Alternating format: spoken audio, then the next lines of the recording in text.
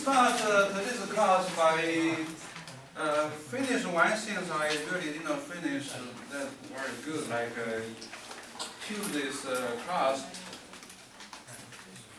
Right. So when you have those informations given to you, remember what we talked about Tuesday, and you can calculate those empirical formulas. So once you want to calculate empirical formulas, and you need to find out those mole, and then you find those mole ratios, right? By divide those numbers, get by divide all the mole by the smallest mole. So after you do that, your number sometimes not exactly those integers, or even closer to the integers. So we talk about how close are those numbers you can rounding up or rounding off. So the criterion is 0.1. If you find those numbers and have those subscripts like C 1.98 and H 2.02, so those numbers, after you divide those mole, you get those mole ratios, and you compare this 1.98 with 2, and you get 1.98 minus 2, and you take the absolute value, you get 0.02, which is smaller than 0.1. So 0.1 is the number you want to compare with. So if your difference is more than 0.1, you cannot rounding up or rounding down. Now this one is 0.02, less than 0.1. So therefore, this 1.98, we said that's approximately rounding up to 2. Right? Right. Now sometimes you do those numbers and you get some of those ratios. Let's say you not get exactly like those numbers. Let's say you get something, some number is 0.2. So if you get C 1.2, H like now H is probably very close to some integers. As long as 1 that is not close to the integers, and you cannot simply rounding up and rounding down. So as we talked about yesterday, you might get 1.2, and also it gets like 2.2. So anything like 0.2. So what we talk about Tuesday, you can take those decimal numbers. You take this 0.2, 1 divided by 0.2, and you get a 5. And you can see in our textbook tell you, if you have those numbers 1.2, you cannot do this. You cannot simply change this into C1 and H2. So this is not allowed, because this 1.2 is too far away from 1. And the book gives you the table. You can memorize this table. And you will see like if you do those subtractions more than 0.1, you cannot rounding up, rounding down. You memorize those numbers. I tell you a kind of a trick. Instead of memorize those numbers, you have to take this 1 divided by whatever the decimal number. Usually the problem gives you simple, and you are have those numbers like ending with 0.2, 0.25, 0.33, and for the first 3 examples, you just take those numbers, divide, and you will get the number right away, like as what the book said. Okay, so if you get something like this one, and you will see you get 0.2, so you take 1 divided by 0.2, and you get a 5. The next example is if you have some number ending with 0.25. So then you take 1 divided by 0.25, you get a 4. Understand? You keep going, and the next possibility is you have those some numbers C as a 3.33 and H 5.01. And again, H is so close to 5, so H simply become 5, Now the problem is C. C cannot simply run into 3 or run into 4. So the technique I told you, you will take 1 divided by 0.33. Forget about that 3. Just take those decimal numbers. So whatever the decimal number kind of like bothering us, we will just take 1 divided by the numbers, and for this example, you will get a 3. And those matching pretty good. Now the problem is sometimes you have to use this technique like more than 1 time. Alright, for example, if you get something like C 2.40, H 1.98, again this H can run into 2 because H is so close to 2.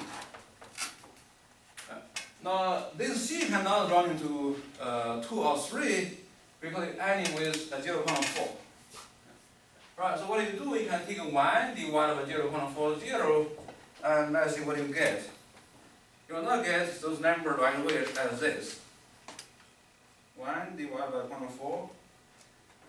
What you get is 2.5.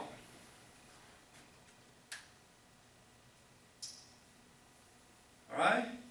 So how can you, the book says if you get something 0.4, you should multiply by 5. Getting close.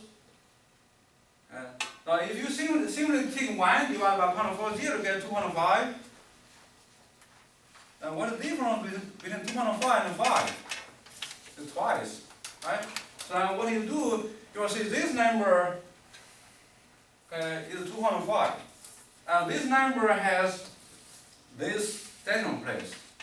All the other first 3 possibilities, we get all of them like into very nice integers. So you can take 1 divided by 0.2, you get 5. And 1 divided by 0.5, 2.5, you get 4. 1 divided by 0.33, you get 3. Now this one you get 2.5. Right? So what you do, you're treating this as those numbers. And now you have 2.5, which means you cannot simply run into 3 or 2. And how can you change those 2.5 into integers? You think about it, you're going to use another number to multiply into this number and get that into integers. So what do? You will do another step. You will take 1 divided by 105, and that becomes 2. Now you take both numbers, 205 and 2 together, multiply onto those initial numbers. What I mean like this. If initially I have this function here, right? So 204 is too far away, and I take 1 divided by 205, I get 205. I take 1 divided by 205, I get 2.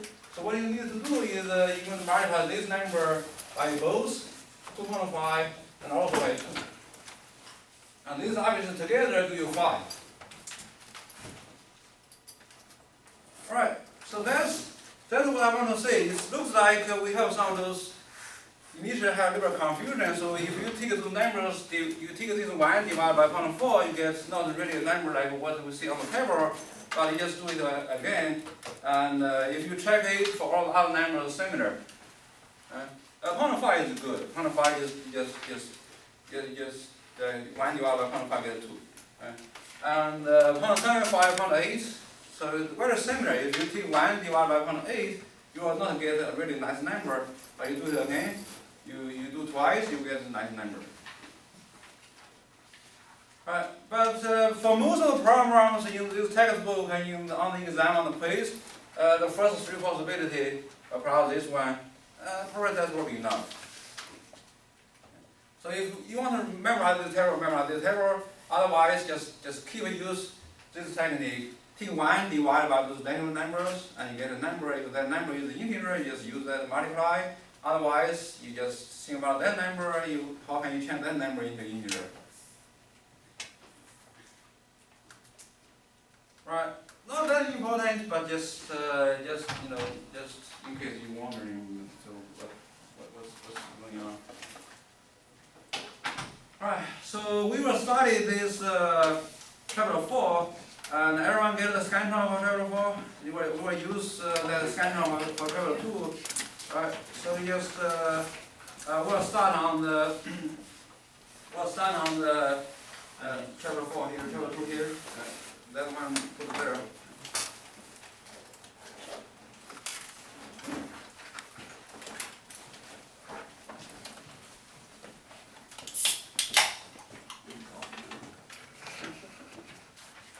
My ass in your screen. Oh, sorry. Oh, that's fine. It's a nice ass though. Alright, so we talk about those calculations in chemistry, and I told you very few those very important conversions, like from let me review from gram to moles, and then from mole to numbers. Okay, so those are very very important, and then in this chapter we learn like some new technique. Okay? You certainly use these few steps, but you probably not going to use them like side by side. And so in this program, you're going to use this information again, especially this one. You don't need the second step. But any one of step in this chapter, which we talk about Tuesday, which is the more ratios that will help you convert from more A to more B. Alright, so that is what we learn new in this section about those conversion programs. So let me use this and let's finish this program, see what we did.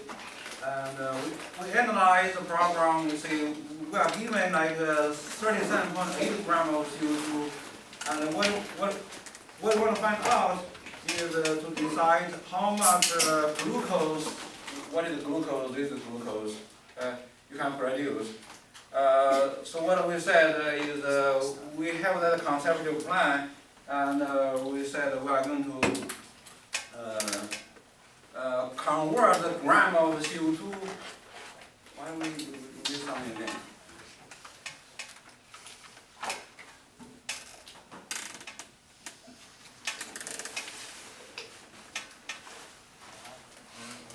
Where we need the symbol.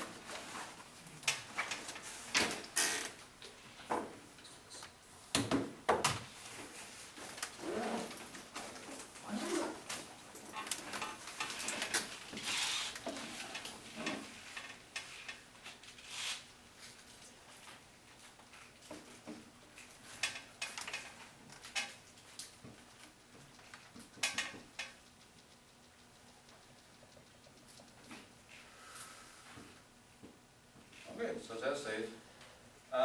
So as I said, when you solve the problems, you need to have a strategy or conceptual plan, right? So either in your mind or you write it up. So what we solve this problem is we are given information about this, and you want to find out this. So therefore, you kind of like make a bridge or make a map. So you started from what it gives you, and you want to go to this, and you see this our procedure. So we first will convert, as I said before, converting gram to mole is very, very important. And so you can see you here you use again. You use a gram of CO2, and you will get the mole of CO2. And then so then what we need to do is to find out more of gram of something else. So that's this second step. Is very, very new in this chapter. So this is called the mole ratio. Right? So after you convert the information of CO2 into the information of glucose, and then you use what we learned in chapter 1, chapter 2 again, you know how to convert in between mole and gram for the same substance. Right? So that's, again, let's see these 3 steps. The first step is use mole mass, converting between gram and mole for the same substance. The second step is new in this section, is using the mole ratio, converting from mole A to mole B. The last step is the same, is similar. You are going to convert the mole between mole and gram for the same substance. What you use mole mass. And obviously, depending on which direction you go, if you go from gram to mole, you will divide by the that molar mass number, like how much gram per mole, right? And if you are given the mole, you want to get the gram, you will multiply by whatever that gram per mole, that number of gram.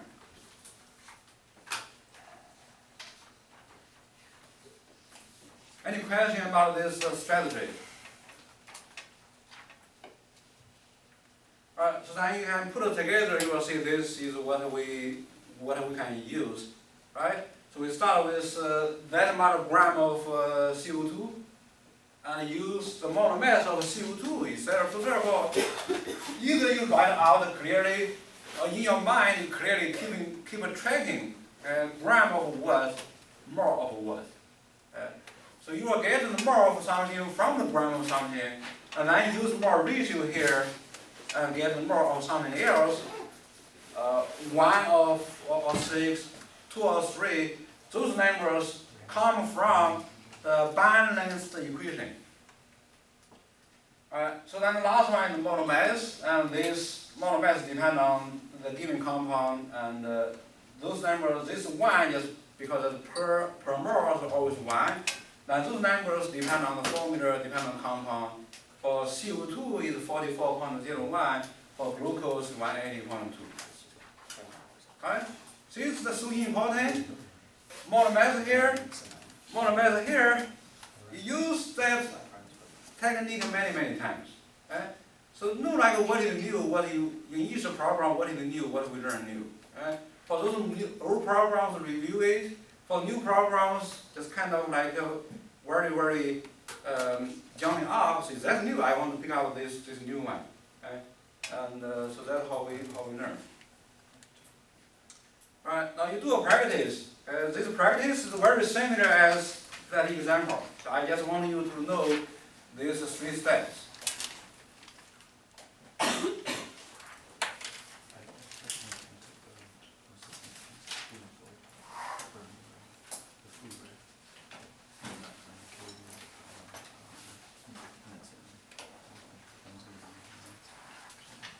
Okay, so I want to see everyone that 3 steps for this problem.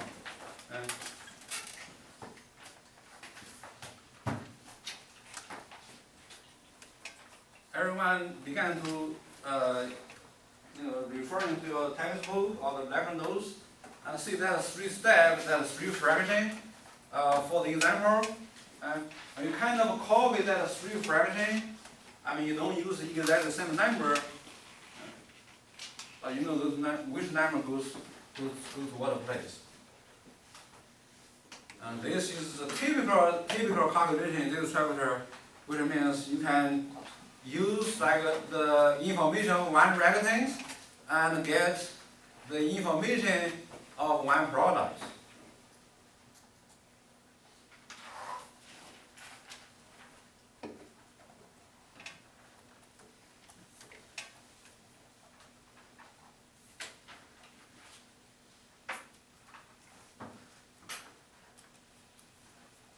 Good. So this is exactly what I want to say.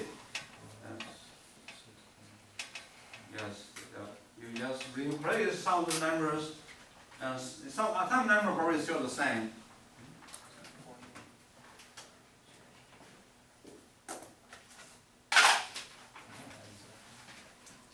Okay, here will be the molar mass. You first use the molar mass of the CO2. So that is CO2, right? And the molar ratio. And then the last one will be where you sort of have 3 fractions, right? So there's another fraction. Now you will get the mole, then you get the gram, right? So this is 1 fraction, this is 1 fraction, right? Another fraction will be somewhere here, will be 1 mole on this side, and on the top will be 180. So the molar mass of this is 180. Yeah, so you're pretty good. Just adding like 1 more fraction. Yes, that's what I want to say. You have 4.4, right? 4.4, right? And then 1 over 6. Yeah. Wait, you divided it 6? 21. Yeah. So we start on 21, number 21, right?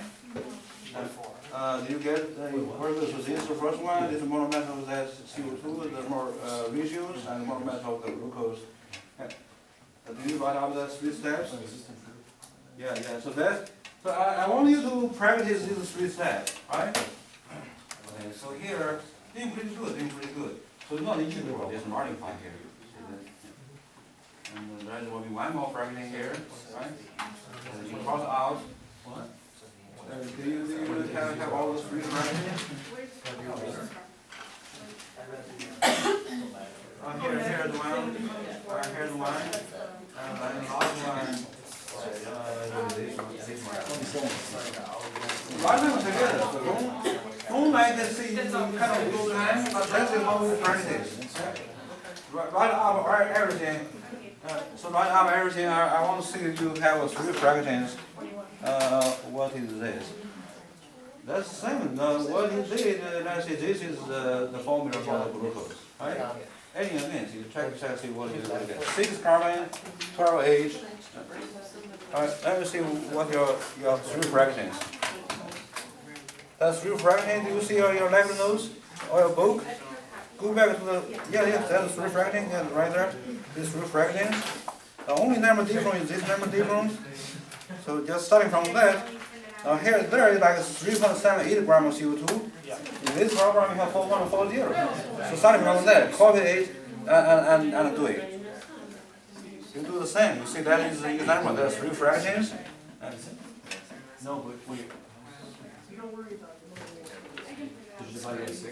Okay, so I want to see do you have your left nose? Advanced more than that. Yes, very good. Pretty satisfied. I got everything I needed. I'm going to.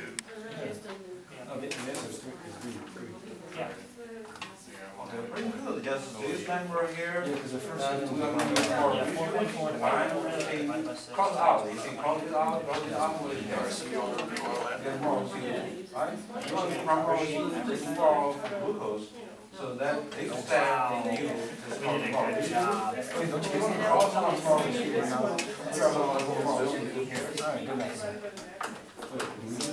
Now you want to get more.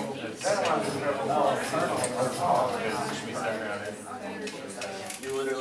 on the top of what the name we don't know. Let's look at that too. I asked him what the name for the circle. What name for this? Well, just name for the so I guess that's just him saying the coefficient. So you get more ratio from it. So that is 6. That's 6 for CO2, right? Why the CO2 at the bottom, right? So you have the 6 more. Okay, so well, the reason why because you see that more at the top, that's why you put more CO2 at the top.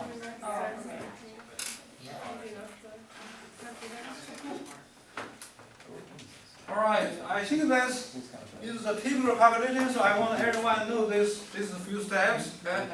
And you starting from like this, you have 4.40 grams of CO2. Your first fraction, as in the example, you have 44.01 grams of CO2, and then you have 1 part of CO2. That's very easy. You have to practice. After you practice, you're very good with that. And what I tell you is, emphasize each step. You cancel out those units. So if you cannot cancel out units, you are wrong. So you can see this gram of CO2 cancel out. So therefore, you did something good.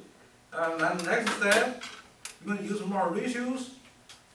So this will be the more ratios. Now, where you get more ratio? Get more ratio from the coefficient of balanced equation. So I made a lot of those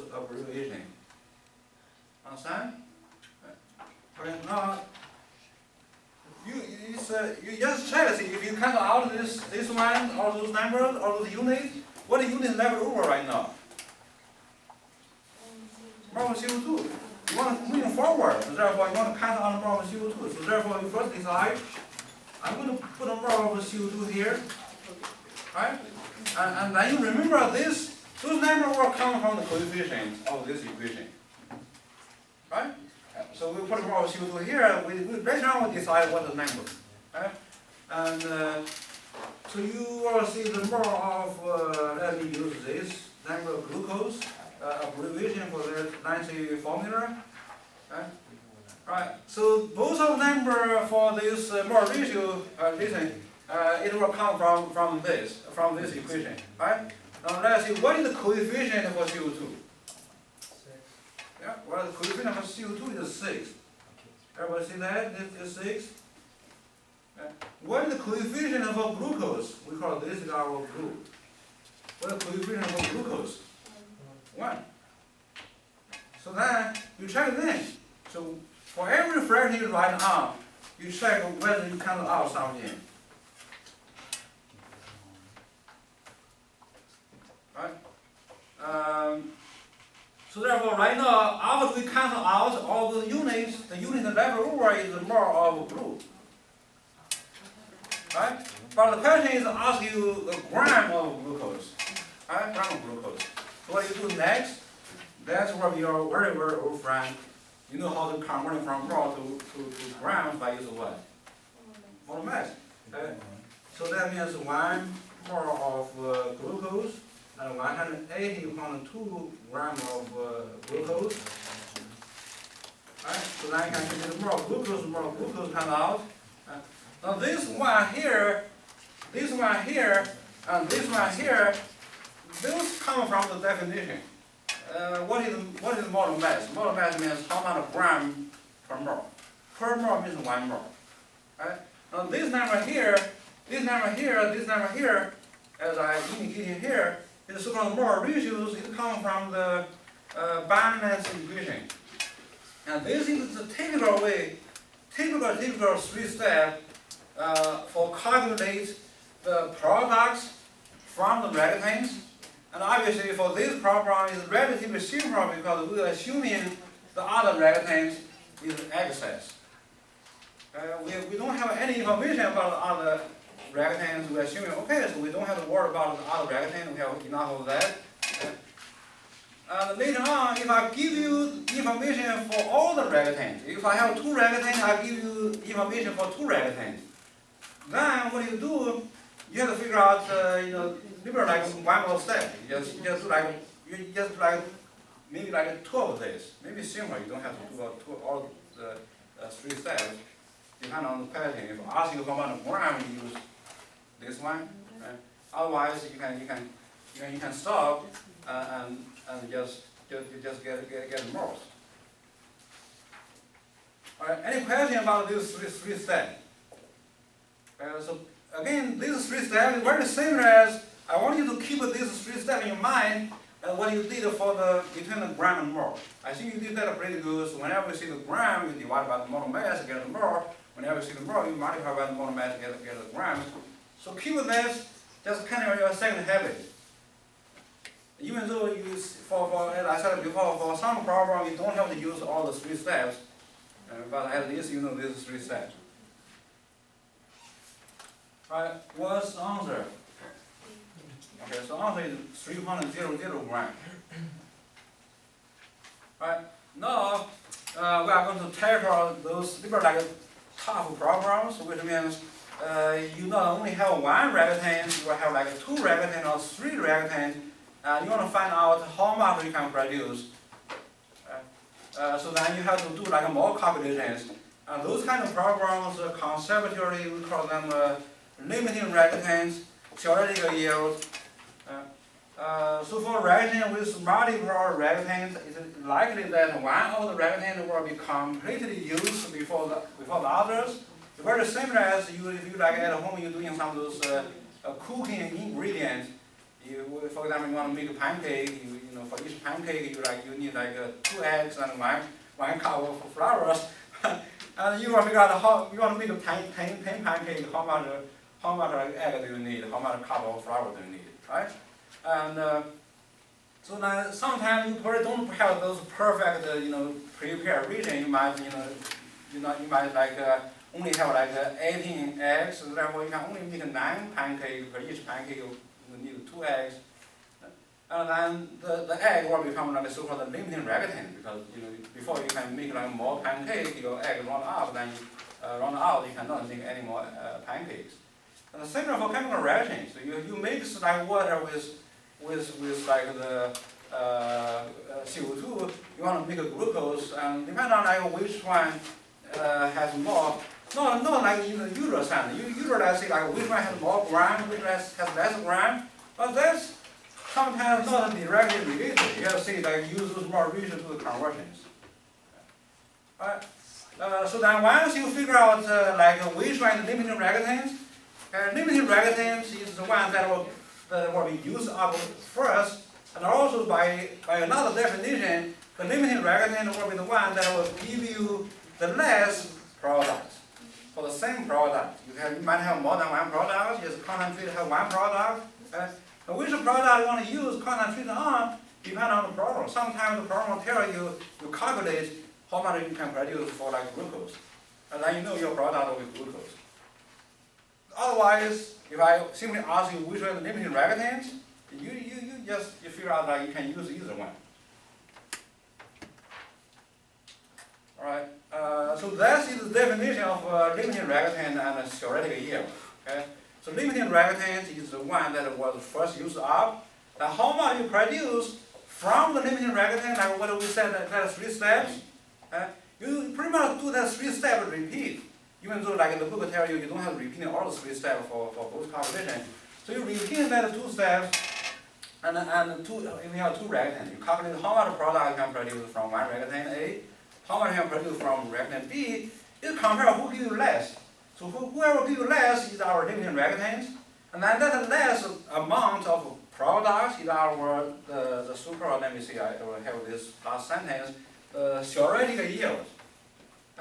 So these 2 new concepts is very new. So again, you just have a very clear like understanding, and that will help us to like solve some of the problems. Okay. So this is the definition, conceptual definition. Now technically, there are different ways to find out who is the limiting reactant.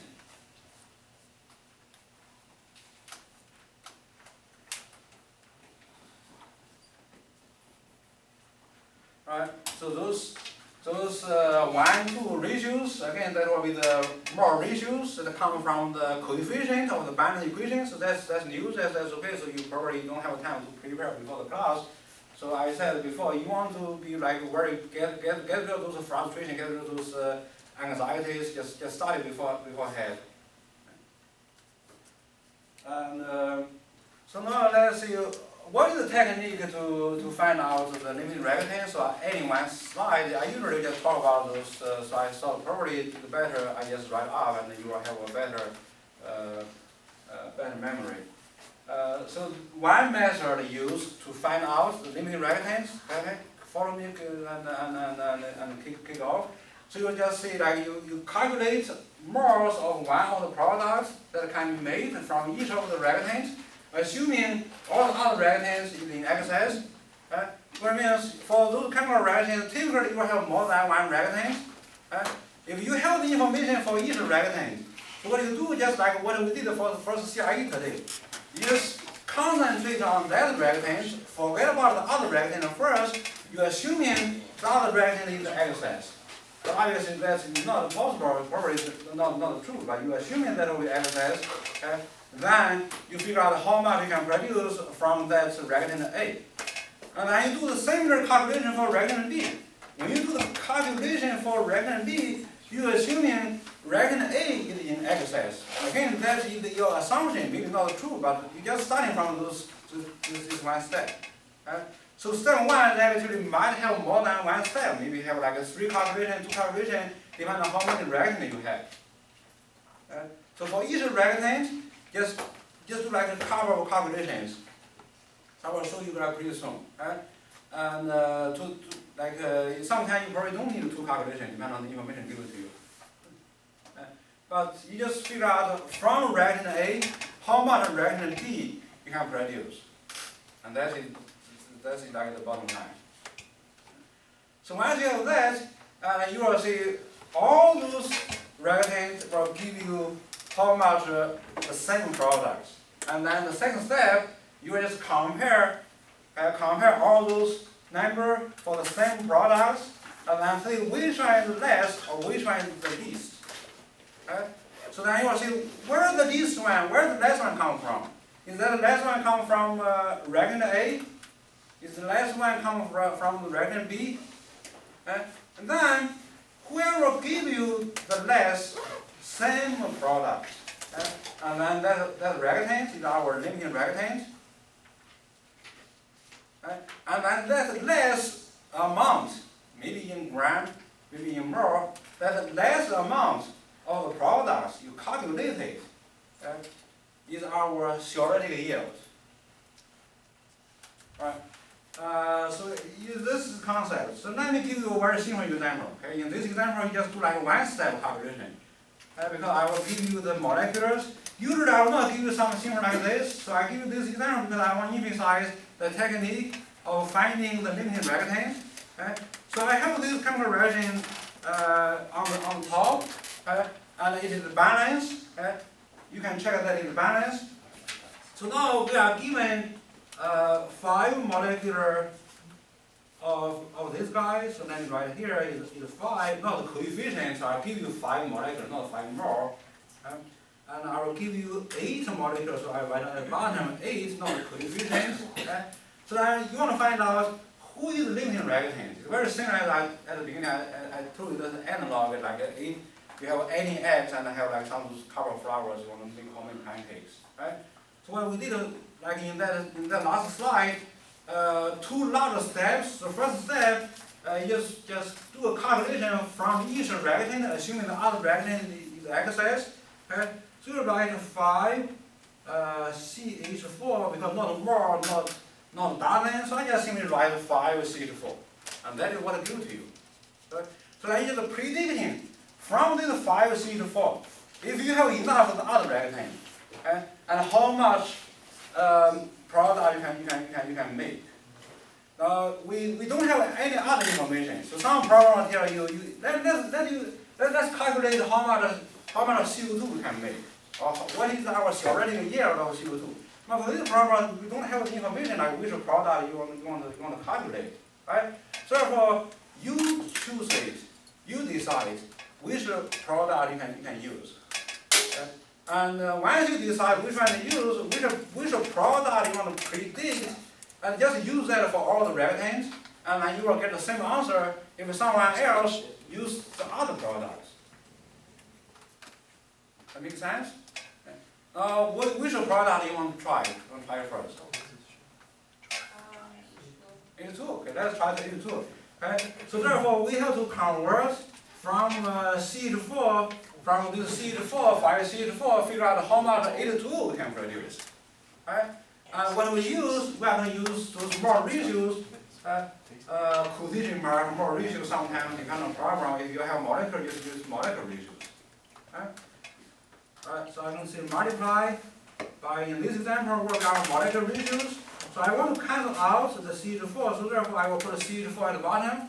So if you decide you want to try water, so I just put an H2 on the top. I did not write more or gram because this is just about this 1 molecular or 2 molecules, right?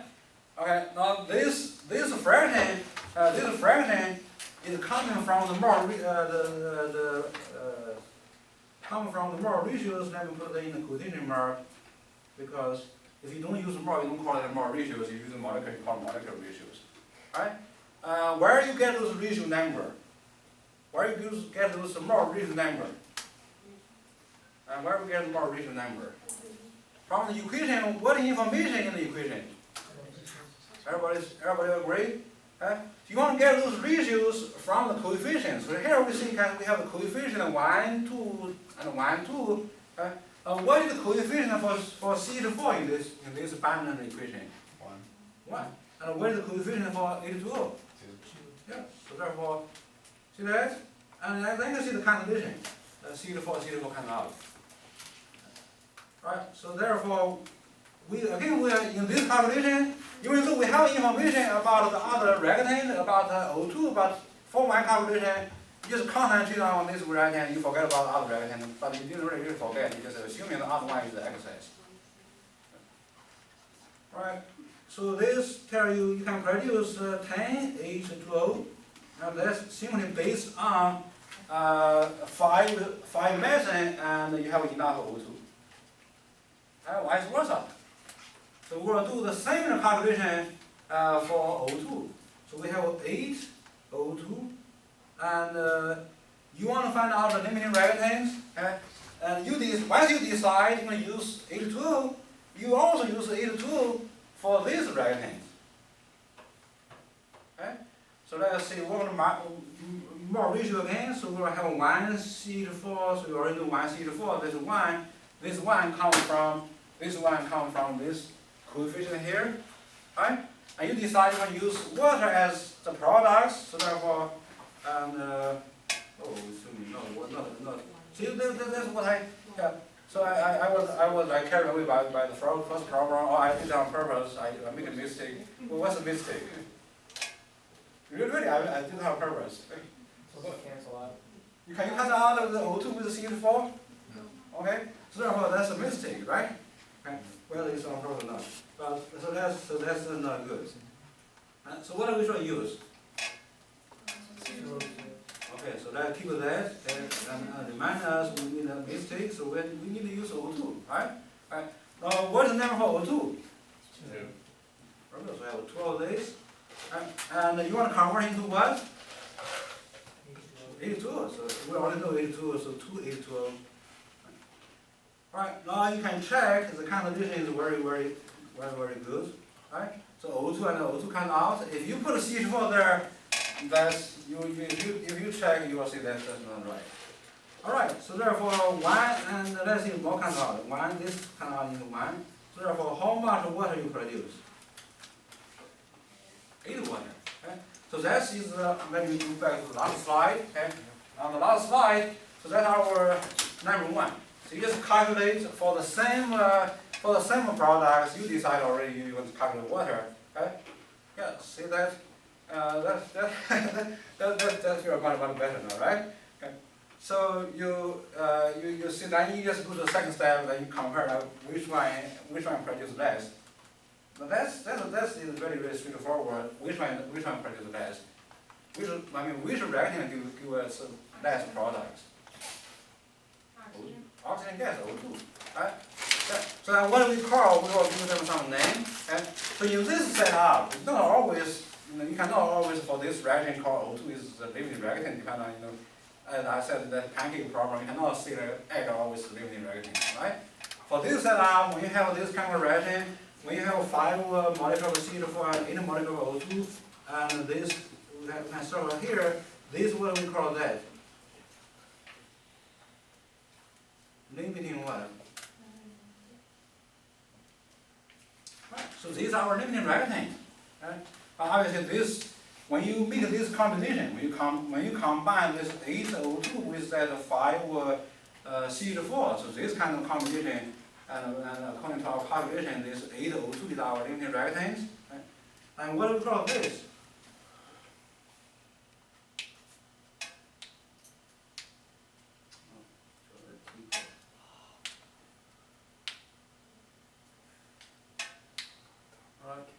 So this also each one has a name. Right? Once you have the results. Right? So again, this 8 molecule of O2 is called the limiting reactant, and we predicting this H2 is the product. So therefore, this is so-called the yield. What a yield? We will study in this section 3 different yields. So this is one possible yield. This yield is called the theoretical because it purely depends on our calculation. Okay? So theoretically, precisely, it will produce this amount of water. Okay? then in reality, if you carry this kind of experiments, this kind of reaction in the lab, you mix 5 molecules of methane, 8 molecules of O2, you do the reaction, and how much, whatever water you can produce, that is our actual yield. Right? And then you take the actual yield, divide by the theoretical yield times 100, give you the percent yield. So that's the 3 yield we talk about in this chapter. Right, now this is our one method to find out the limiting reactants and the theoretical yield. So in this example, it's relatively simple. We understand now. We know like how to find out this the theoretical yield and limiting reactant in this simple example. Right. And now I'm going to challenge you. So you know this simple example is you just do like one conversion for each one reactant. Okay? Now if I give you a liberal tedious problem, okay, I will not give you the molecular, I will give you gram for each reactant. Okay? So what you do, your strategy is similar as in the last problem, but you probably have to do like a few more steps of calculation. Right? So my conservative plan will be to convert, so I was challenged about that, the method and the O2 programs. So you just write it up and then see whether it can out or not. Okay? So that's our conservative plan. Okay, so I'm going to make the problem a little tedious. Okay? So what do we do here? For our first step, forget about here, right? And this in the middle here, and that will be our first step. That slide I added on.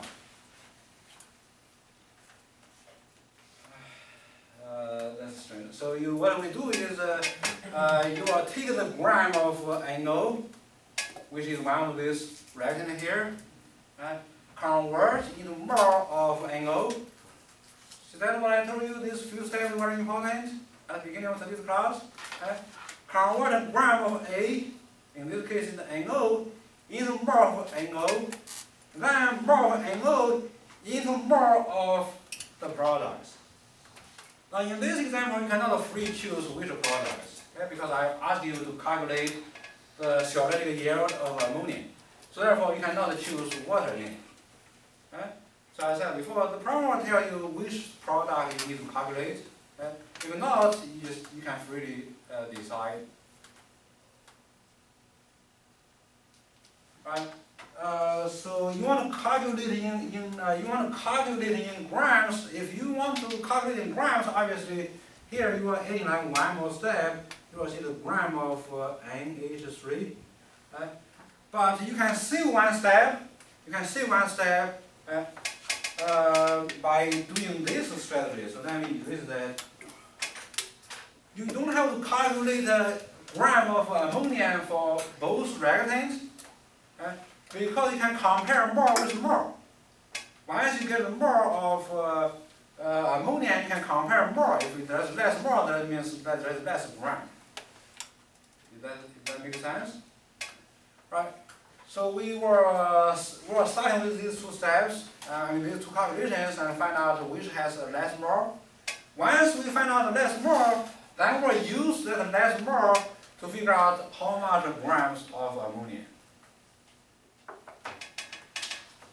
Alright, so those is our strategy, our conservative plan, and here is our numbers. Right, see the number, we start with 86.3 grams of NO, and use model method of NO, and convert into mole of NO, then this converting mole of NO into mole of ammonia, and then we have this mole of ammonia.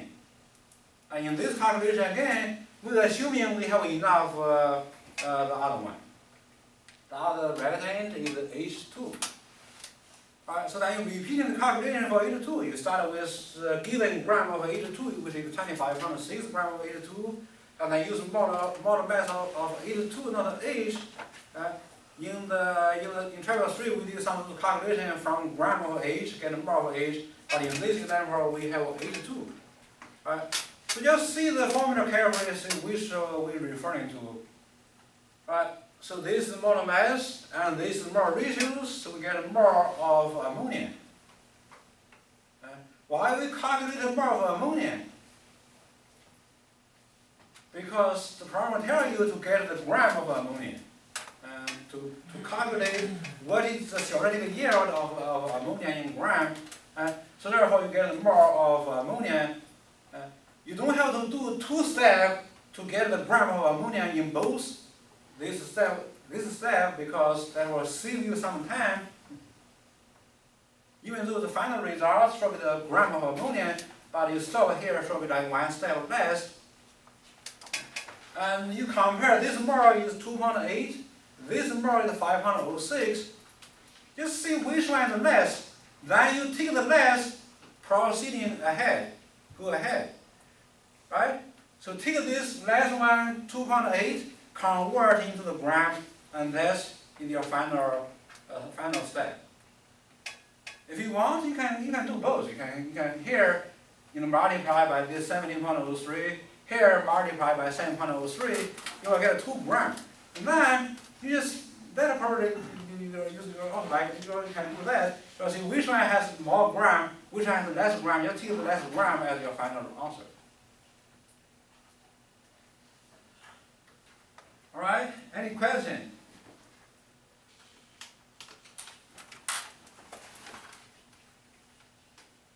Alright, so I think do a practice, and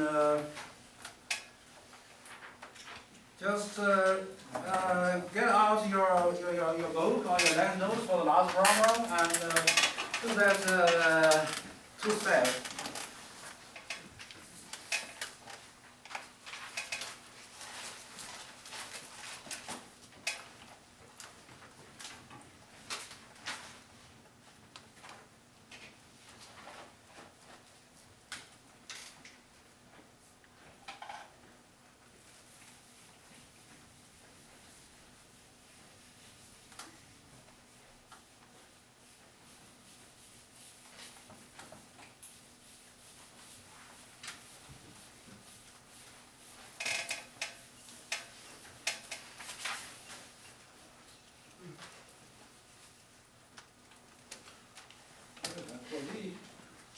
You see your, you can start at the mole, right? So starting with 35 grams of nitrogen. Just be careful when we see nitrogen here, it's not a nitrogen element. It's referring to nitrogen in the equation, which means N2.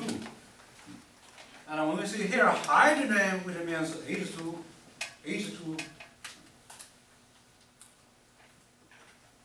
Right? So let's do like 2 steps for each reactant. I want to see like 2 fractions for each reactant. You write out like 35 grams of N2.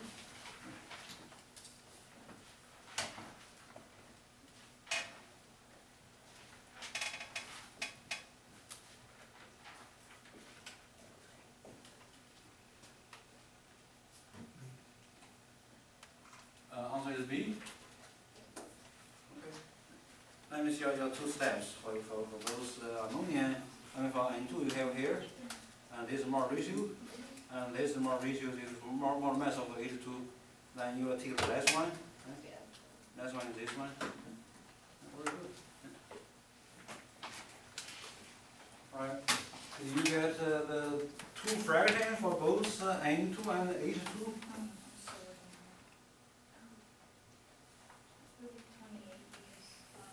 Very good. That's N2, where you have 2 N2, each N2 is 14. Very good. So that's starting from that one. Yeah. So that's the molar mass part. And then you're going to use more ratios. Just be careful with the more ratios.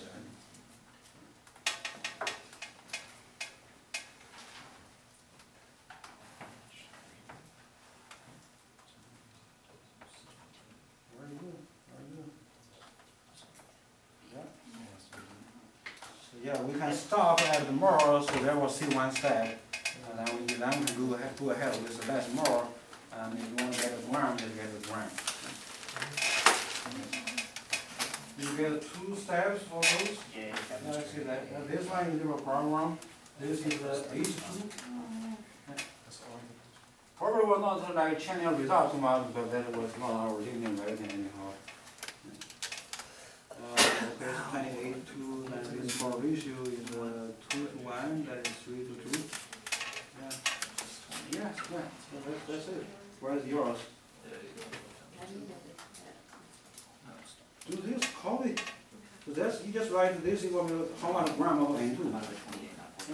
These 2 steps, 2 fractions. You have how much N2? Well, 35 or something, this is H2. Okay, you can start from that.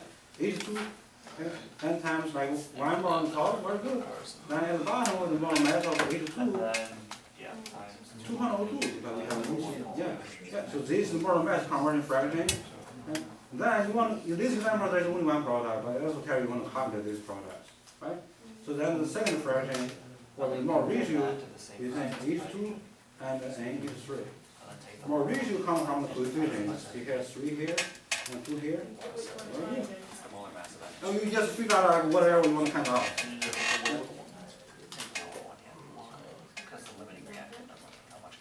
You probably do the reverse. Yeah, you want, you see, like, you made some mistake like I made. So this is more of what? Right, of this more of H2. Can you have a more of this on memory? Yeah, so that's good with this.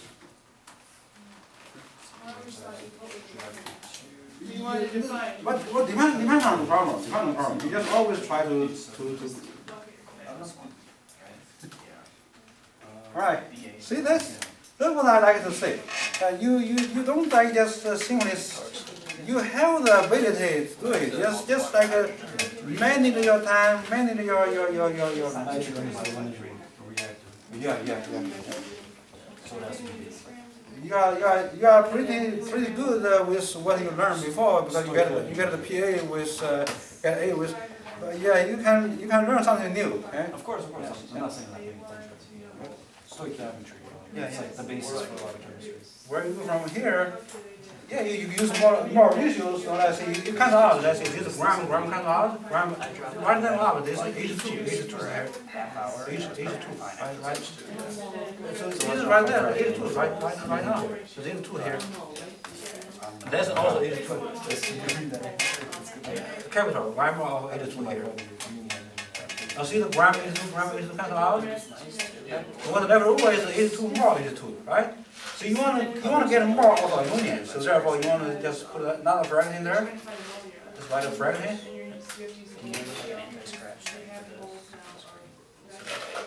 How much does the cost? Okay, now be careful. Why we use 1? Very good. Both of these numbers will come from the core ratios. Very good. Review this one for the other one. You did that one already, right?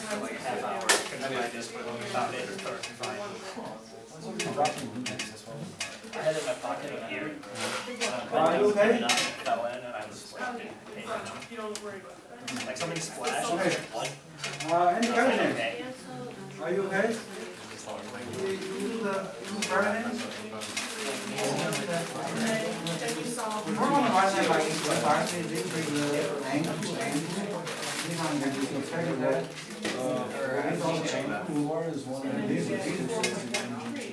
Now you can see everything comes out very clearly. Yeah. And this is more. It should be 8. This calcium is More.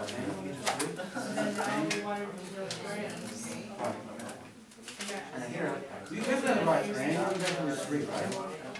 You're just adding units.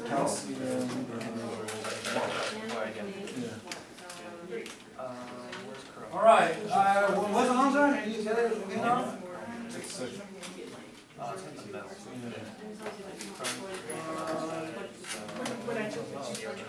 This is good. Not here. What's the answer here? Why does 1.5? yeah, it should be. This you just use. Remember this step is more ratio. More ratio will come from the coefficient in the basket. let's see, what is the coefficient for like N2? What is the coefficient for N3? For N2 is 1, right? So where you put N2? Let's say, you see here, gram of N2, gram of N2 comes out, and here will be solved. So keep like tracking all the units. Okay?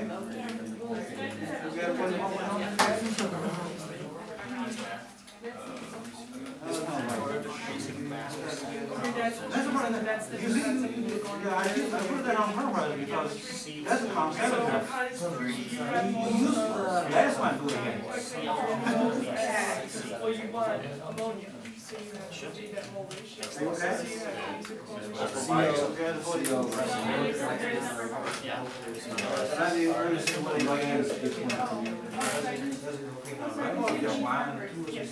Cross them out. We did that in the other album. Oh, okay. Well, you would be 2 under 3, because you have to make sure it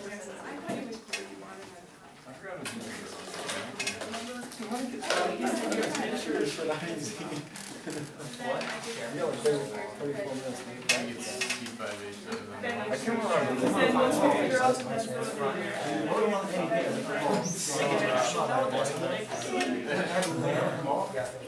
It's not bad for you, it's mostly nitrogen and carbon.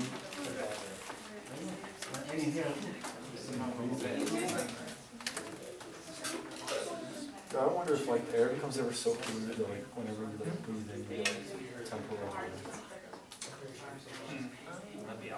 Well, I feel like it wouldn't work because it's honest, because eventually your body would cope with it. But I was wondering if that would be like just a new thing.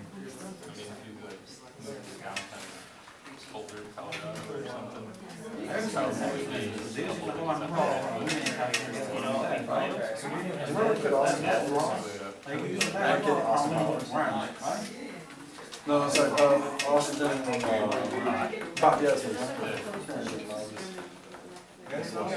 but that kid. No, this. Rich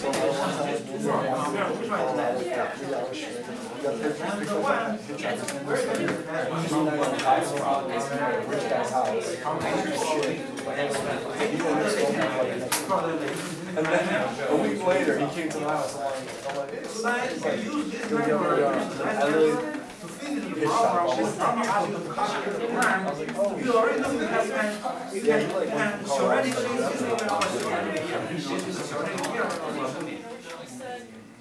I just know I'm a step. I'm working for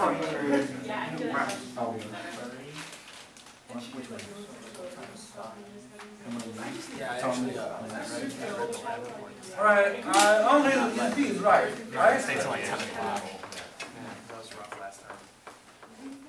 Okay, now let's go on with some more yield.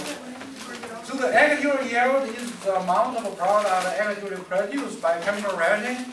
And it may be more than the theoretical yield, maybe less. Typically it should be less because there are a lot of, especially for those organic chemistry. If we can get more, then I mean, we can get close to like 90, it will be very, very good. Then you get pretty good like a route.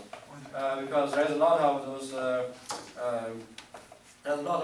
side reactions, and there's a lot of those reactions in preliminary cannot completely finish. So the theoretical yield is the amount of product that can be made in chemical reaction based on the amount of limiting reactants. I already talked about that. When the percent yield is calculated as actual divided by theoretical times 100. Right. So usually the program is I will give you the information, you calculate this number for the theoretical yield as you did in the last CRE.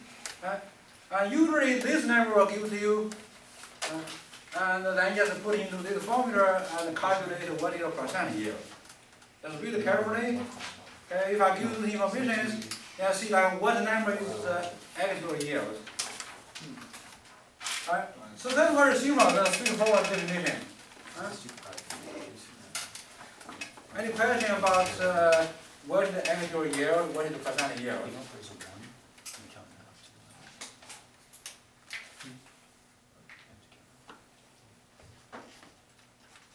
so let's say that we want to like calculate this. So the problem becomes more tedious because I think in this problem, the first problem I did for you is 5C4 That's all molecular. You don't even do anything else, one step.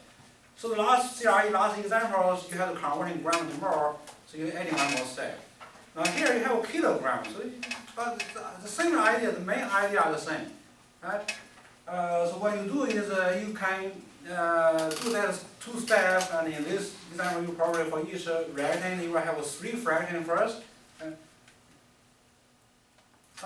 So therefore, you have like one more step. In the last examples, we don't have this first step, well, because I give you the gram like right away.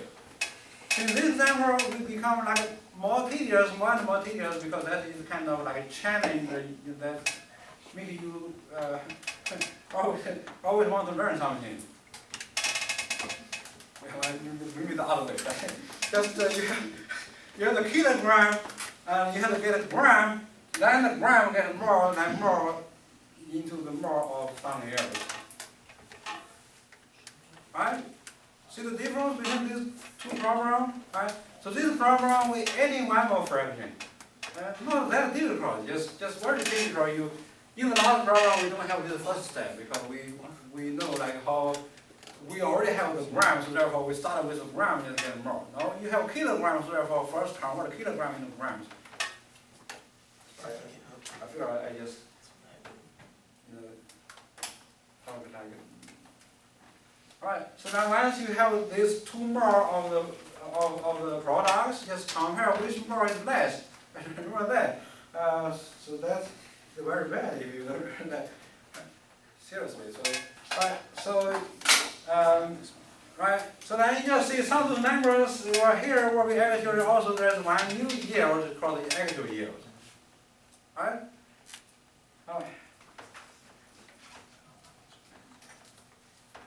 So let me circle this 28.6 kilogram is for one reactant, and this is for the other reactant. Understand? Now what is this number? What is this number? Very good. See that produced. Okay? That means you take this much reactant A, this much reactant carbon, and that much of reactant titanium like titanium 4 oxide, just TiO2. Right? And this is our Aqueous yield.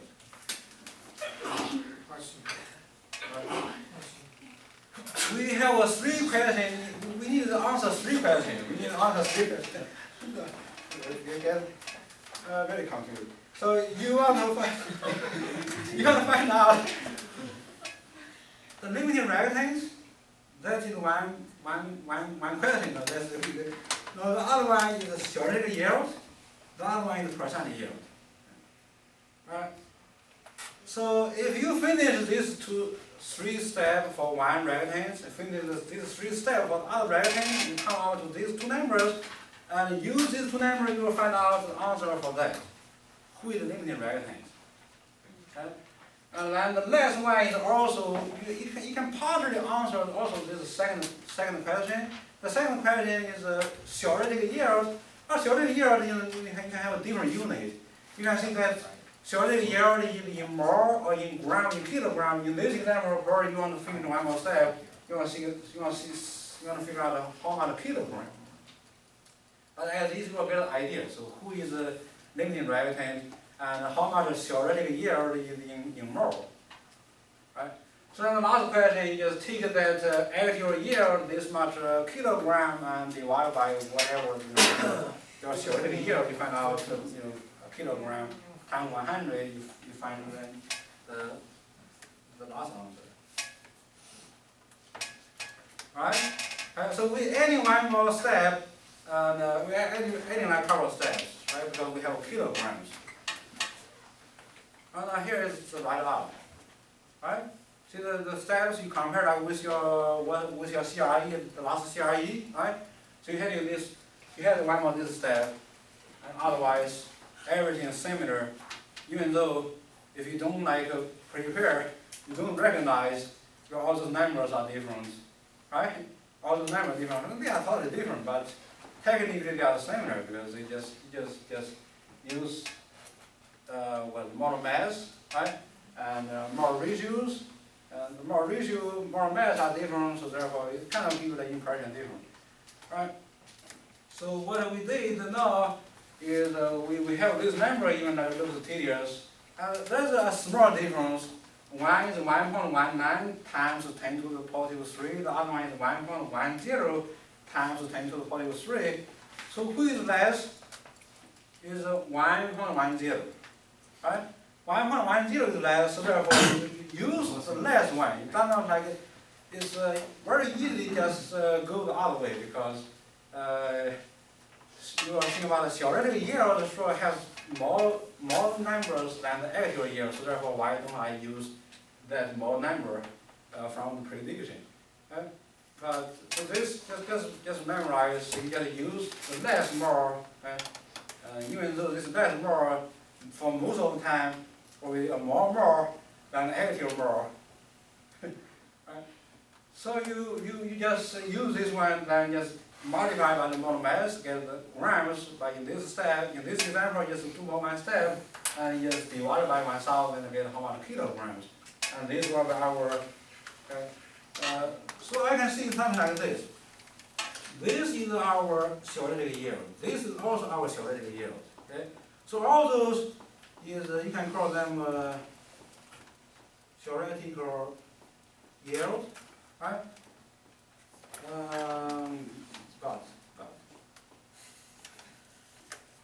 But different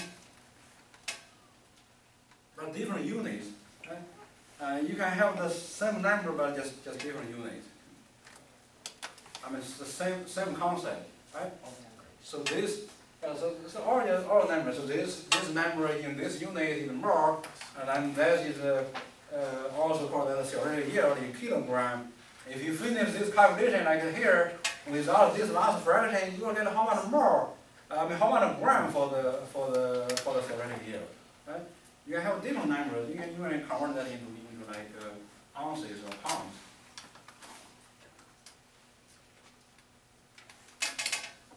All right. Any questions?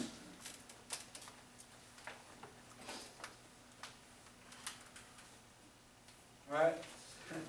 I'll try to do a similar. So now this time I want to see everyone 3 steps for the 2 rectangles. Okay? 3 steps for the 2 rectangles. Understand? Okay? I think by the end of these few problems, you really will get a very good grip of calculate the limiting rectangle and the theoretical yield. Oh, so just add like 3 zeros to the dimensions. Yes. You already finished the calculation? Yeah. So you're starting with rectangle. Okay. Okay. Yeah. Okay, you find out that is limiting rectangle. So this is tell you both of them have the same each to have the same 3 kilogram, 3 kilogram. Then convert into grams. And then for each to this more mass, and then this more ratio between each two and aluminum. So those are all like more, right? Very good. So this is 28, and this is more between N2 and aluminum. Very good. And then this has less, that is 4,000 and 1,000, right? And then you just multiply by the molar mass, N3, and then you divide by 1,000 and get a kilogram. And then this kilogram is the theoretical yield in kilogram, right? Don't forget this is the theoretical yield in mole, right? And who is our limiting rectangle? And you said this into it, right? And then how you find out this problem is actually only wants you to figure out the percent yield, right? Right, so I took Actual yield, how do you? So I got a theoretical yield here Very good, very in good. kilograms. Okay, I took the actual yield of it. okay. Then you times 100. So I got like Okay. So what is how do you know this is the theoretical the actual yield? So this is the actual yield here, because it tells us how much we actually required. cover all the values, right? Okay, good. Are you do the same, like do the same 3 steps? Yeah, like that, just write R and very good. Yeah, that's how you study. Just adding like little by little, right? So we're adding 1 more step. We have how much kilogram for H2? 15 kg. Oh, so we have to. H2. And you first, like what we see in the example, is 1 kilogram to grams. So for each 1 gram, you don't have to write those conceptual plans, or you don't want just write out those strategies, like what we did in the example.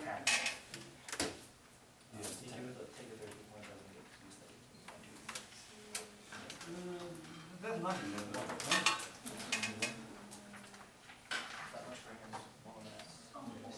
Solvent, why solvent? Water mass of NH3 Yeah. with this percentage of 1 kg, right? Oh, we said, oh. That's nothing, not a one. Let's see what it cross out. It cross out what? 15, right? That is a 15 gram of H2. So you still have 1,000, that's a gram of H2. So wait a minute. So now just continue, right? So you want to do from 1 to 4. you do, and you chop how much percentage of the hey cars, before you start. Very good. Good. I have to see that. Continue, let me see that we can finish the. So what do you find out? C? Yeah. Okay. You. Okay, good. So here, just write H2, which means 2H, right? So H2, and here for the number for what? Then you have this. What is the more ratio between H2 and these.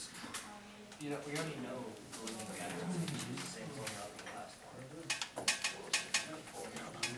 So you can stop here, just see like how much more of the ammonia you produce, right? I do the same for the other one. And then take that answer. I'll come back and try to turn on that. You get C. Okay, do you get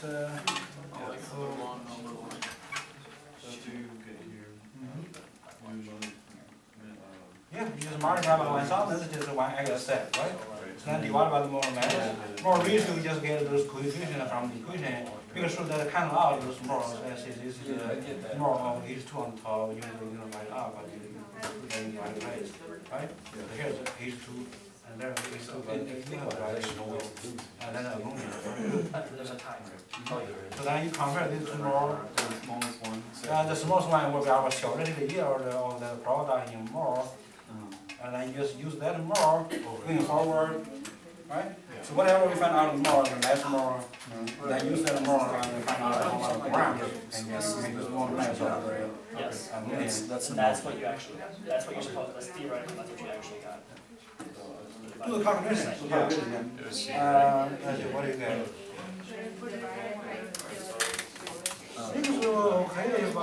So that's the pre-veterinary. Yes. You solve them in I think that probably that is ratio. you got. Divided Ratio, into that, you you get count, how much. just that ratio. Because 18.2 is how much you It wasn't ratio. Yes, obviously. Yes. I think that's on the right, is the that's less. This is our 小的 yield in more, but you can, like I said, you can have the more 小的 yield in different units. This problem, you want to finally convert the TY into kilogram, right? Because the actual yield is given in kilogram. The actual yield is 13.7 kilograms. See, that's what I get.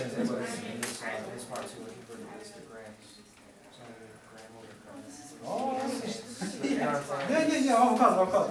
I don't want to see that too much. You can even convert it into more than divide more by more. That's right. Yeah. Same thing. The same thing, yeah. Okay. you have a, pretty good.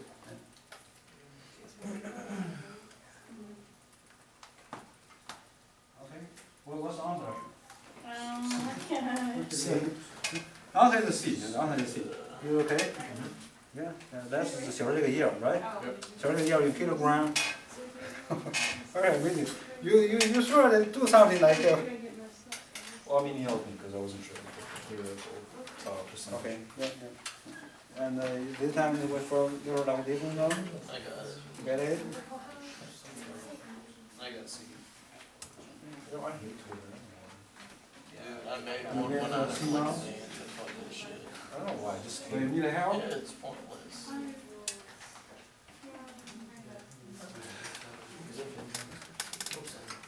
That's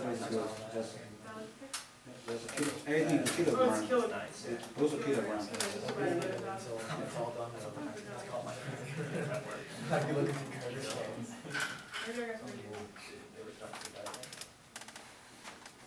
Very good. It's kind of fun. Well, you may like you just do something like coffee or something. That's That's why I went to I this. think that's just. He's like, dude, give me, I'm like, how much is this bail? He's like, it was like 250,000. Just get 10% of that. I'm like, I'm in minimum wage. I'm like,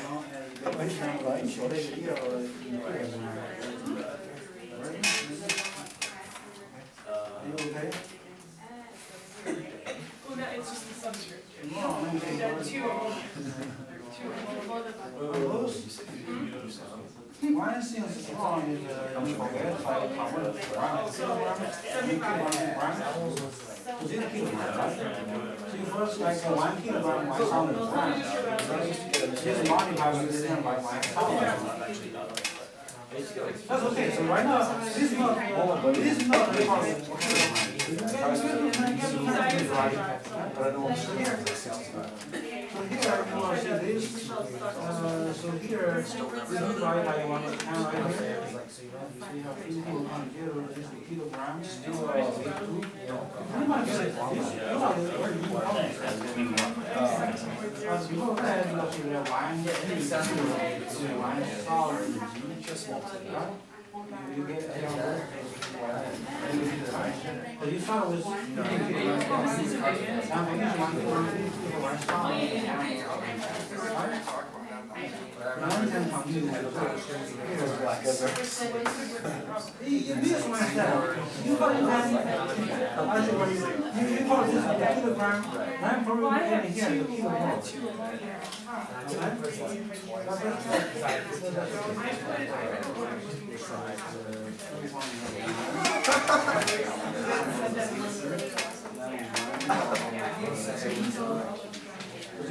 Americans are the same.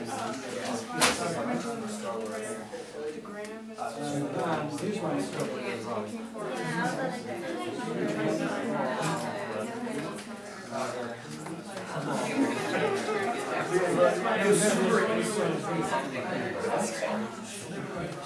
so now you can start with here. Private number. See what you make is you get the numbers right. What you know is right. So now you get away with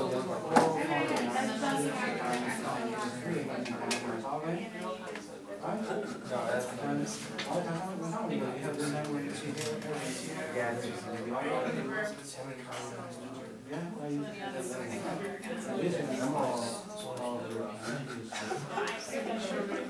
you want to get the same. Yeah, and then wrong. I'm not a killer. Excellent.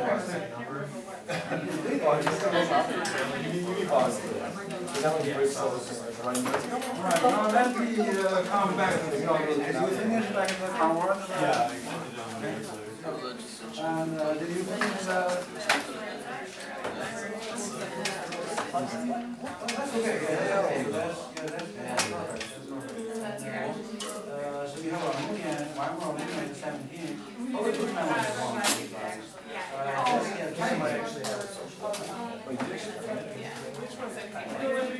So I think that's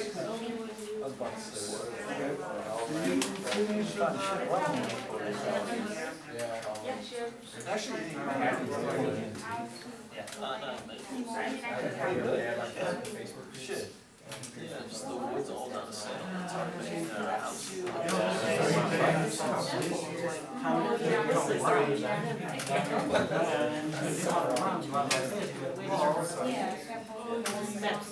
Maybe we should just worry about it.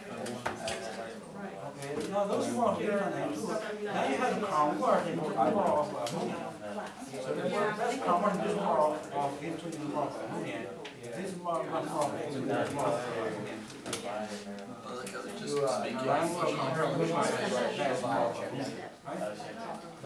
So how is That's it? fine, second. Yeah, just bring. What do you call it?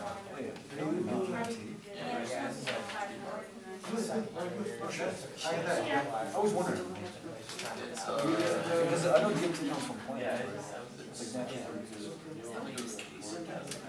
called Transferology? Because I know like Native American tradition, they also have like the old kids. yeah, they use private school.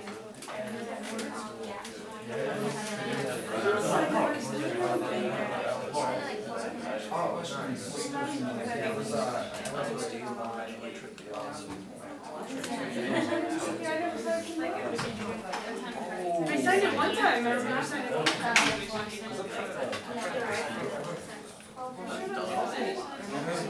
You get it right now? Oh, did it? Pass it over. Well, this is 30 kilograms of and this is for the TY, so right here, right? On the left hand, the what here? Percent here. What's the percent here?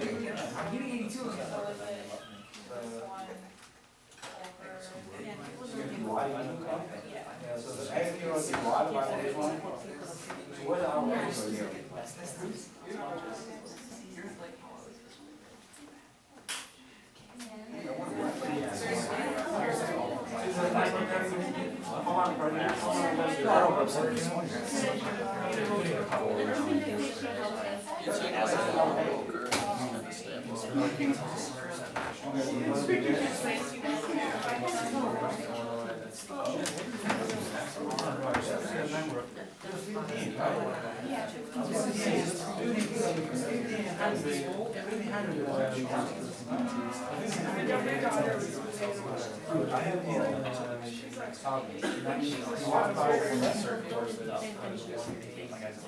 Because like they think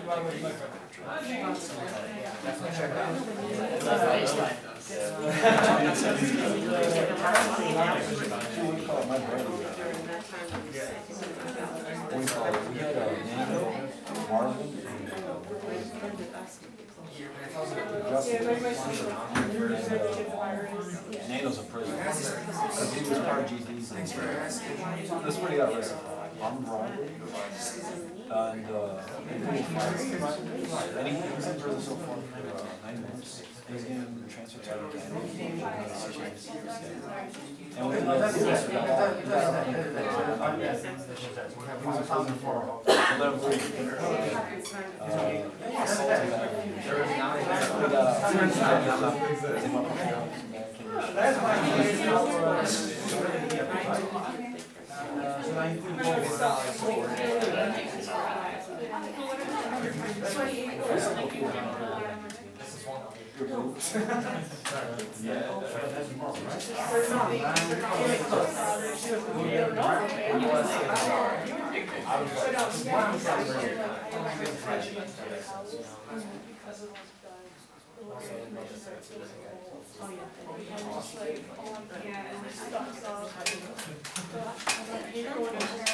Okay, I think most of you guys right. Now let's see. Okay, now let's talk about the next segment about solutions. Okay, so solution is a homogeneous or homogeneous mixture.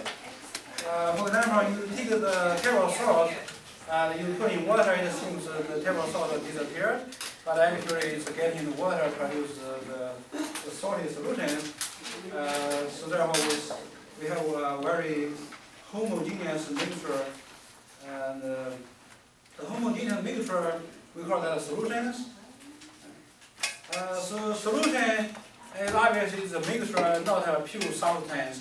And you cannot use like a similar formula like H2O, CO2 to tell me what kind of mixture you have. You will tell me more information, even though sometimes I really like it. Just you will see like what is your mixture, what is the solution of an ACL, right?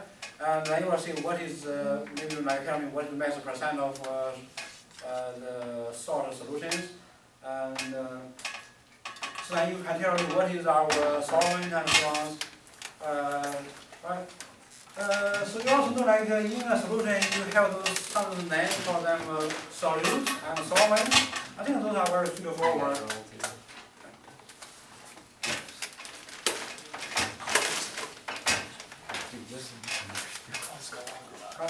So then to, as I tell you before, to describing a solution, you have to like tell me more information and tell me what is our solute. That means did you take sugar, put in water, or did you take like sugar, put in alcohol, right? So what is our solute, what are our solvent? And more importantly, you have to tell me like those concentrations, what are their ratios, how much in how much. Right? So like qualitatively, you can tell me dilute solution, concentrated solution, which means, I think you know those names. Concentrated, which means you have more solute. Diluted, you have less solute and more solvent. Quantitatively, and you use concentrations. So we will start with one concentration in this chapter. If you study chemistry 1 and 2, you will study chapter 11 and chapter 12. You will have more. Chapter 12, you will have more units of concentrations. So concentration, most of the unit of concentration is compare how much solute. Solute, for example, is table salt or table sugar, and in how much solution. And one unit will compare how much solute in how much solvent. That's not very common. Most of the time, is compare one part in the whole. So we add a unit and all right. So as I said, I kind of go through those very quick. Those are just conceptual problems. So the molarities is the unit of concentration we are going to concentrate on this chapter, which means how much more of the solute per liter of solutions. And so this is very, very important definition in this chapter. And you know what is the name? The name is called molarity. Sometimes simply called molarity equals capital M. And also a lot of people, a lot of like chemists just call that molar concentrations. So these few words is are equivalent. So if I tell you what is the molar concentration, which means you talk about molarities, or you talk about the capital M. And you can see the definition. You just take how much more of that solute, whatever your solute, divide by the liter of your total solution. The solution should be everything adding together, right? Any question about this definition?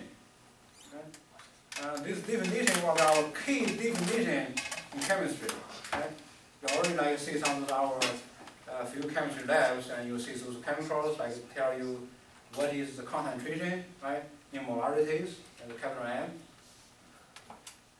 And so then once you know this definition, if I give you some information, I tell you like I have a solution that has this much concentration. This concentration tell you is capital M.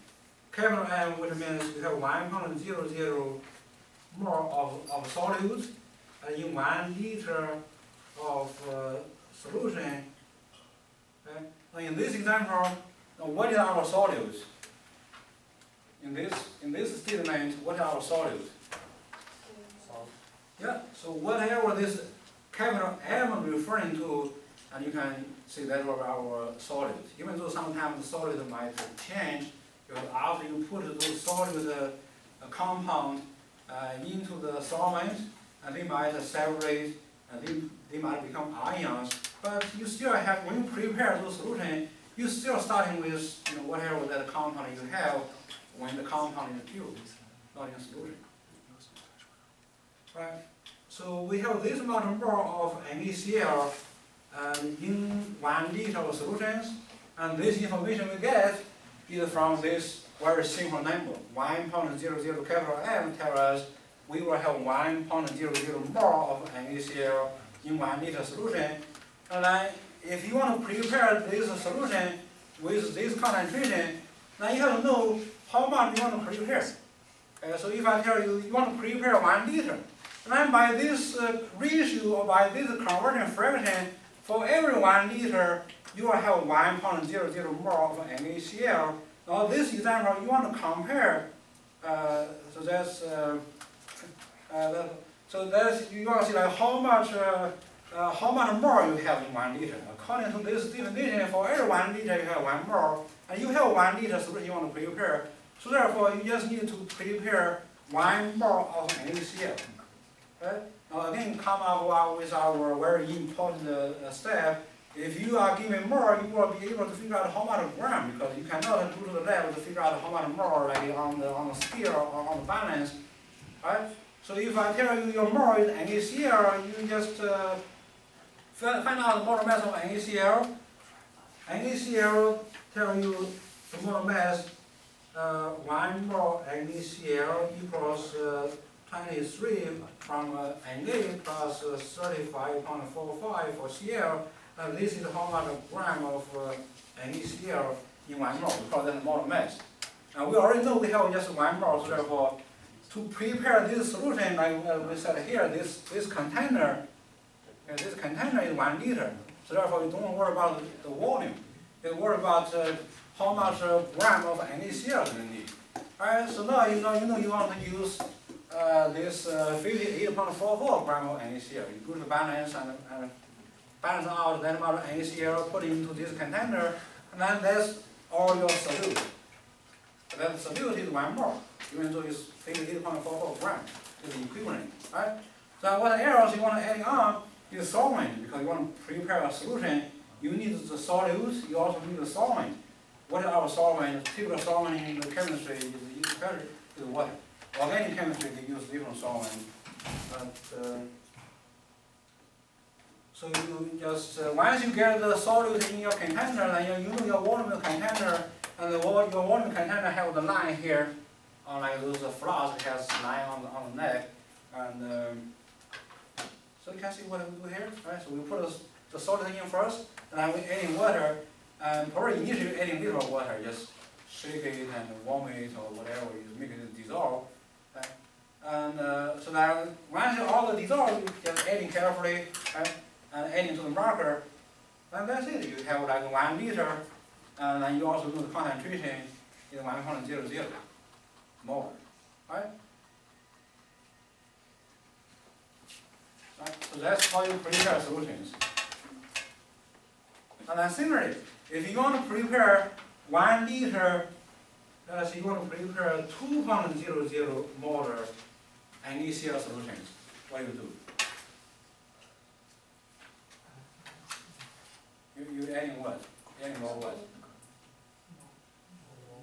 Huh? Yeah. You are adding 2 moles of NaCl, right? And you are, instead of taking this, you will take 58.44 times 2, right? Get about 116 or something, right? 116.88 grams of NaCl. If you put this much of NaCl repeating the process, I think we still in the limits, we still can dissolve. Because most of the time, most of those solute has limit. If you put too many solute into there, you cannot dissolve. Alright, So once you have this 116.80 gram of NaCl and put there any water, shake it, heat up, and then reduce to room temperature, usually they will not precipitation out because sometimes you will produce super saturated solution and when you warm out and they will, once you put them, you will precipitation out. Alright, so that's it about how we prepare solutions. And in the way we learn how to use the concentrations. Alright, so now do some very simple, straightforward calculations. And if I tell you, you have something like that dissolve in enough water to make this solution, and you want to calculate molarity. Molarity use what letter? What letter we use to stand for molarity? Capital N. There's another name that's also called what? Molar concentration. Okay? So we'll say we want to calculate what is our molar concentration or the capital N of KBr. By definition, this will equals right more KBr divided by liter of solution. Right.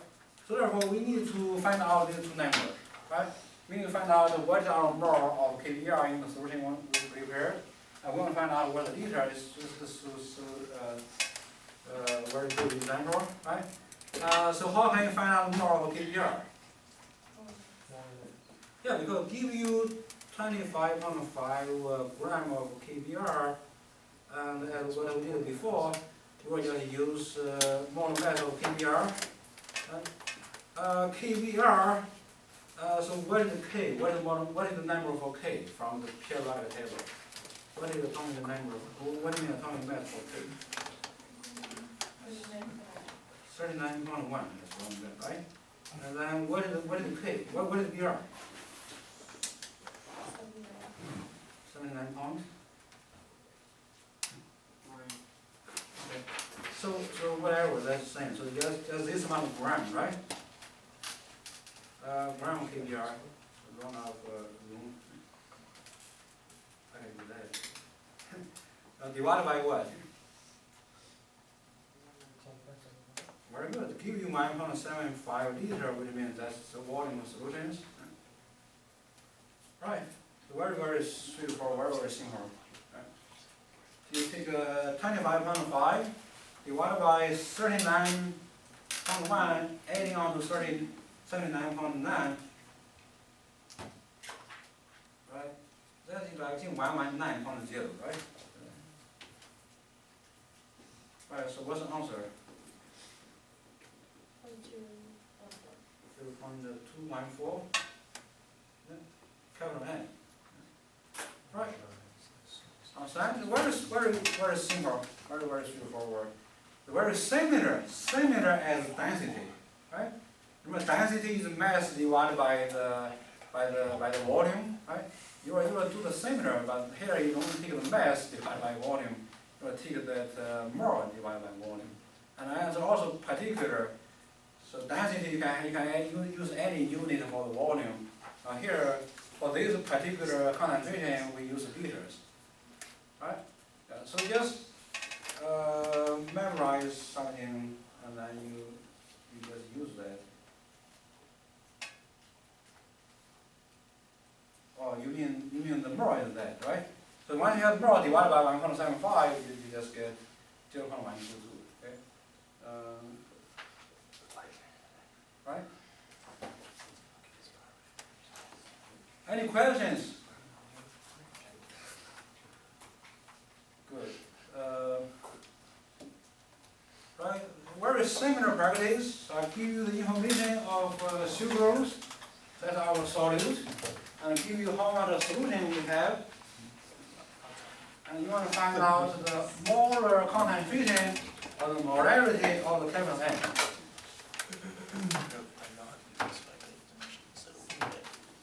What do you say? C? What is it?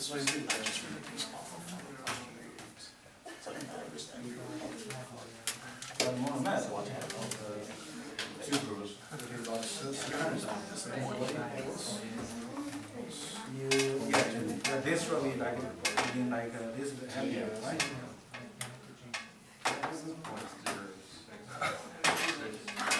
Breaking the table! 106. Like when you divide by itself, and it will be like this. Oh, you make a point? I was just curious, why the fuck wasn't I paying attention now? Okay, we're doing okay? So you need two numbers. One number is more, right? So you should be able to do very quick and get more. It's Sounding from run. It's get more. No, it's because there's no zero there. It's divided by 1,000. Milliliters, because. Oh, isn't it? One on every one. That's good. What's the big number? Trying to 1 by 1, right? 342.8. You know how to convert from 1 to more. Use more mass, right?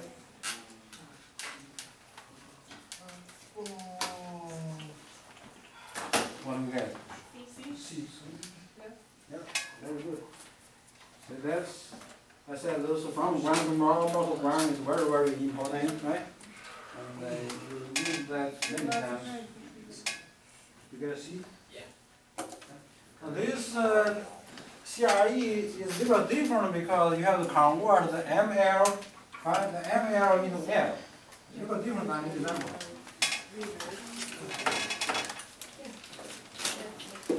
Right, I think we're going to stop here today and do the lab. Yeah, on to the C.